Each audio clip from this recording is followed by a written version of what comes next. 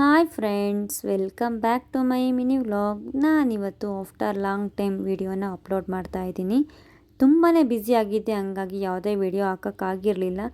ನಾನಿವತ್ತು ರೆಡಿಯಾಗಿ ಶಿವಲಿಂಗೇಶ್ವರ ಬೇಕರಿಗೆ ಹೋಗಿ ಒಂದು ಕೇಕ್ನ ಎತ್ಕೊಂಡು ನಾನು ಹೋಗಿ ನಮ್ಮ ಸಿನಿ ಅಡ್ಡಾಗೆ.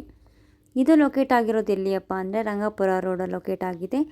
ಬಟ್ ಯಾರಾದರೂ ಬರ್ಡೇ ಸೆಲೆಬ್ರೇಷನ್ ಮತ್ತು ಬ್ರೈಡ್ ಟು ಬಿ ಎಲ್ಲ ಮಾಡೋ ಆಗಿದ್ದರೆ ಇಲ್ಲಿ ಬಂದು ಮಾಡ್ಕೋಬೋದು. ತುಂಬಾ ಬಜೆಟ್ ಫ್ರೆಂಡ್ಲಿ ಆಗಿದೆ.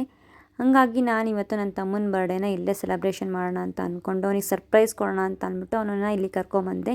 ಅವನಿಗೂ ತುಂಬಾ ಖುಷಿ ಆಯಿತು.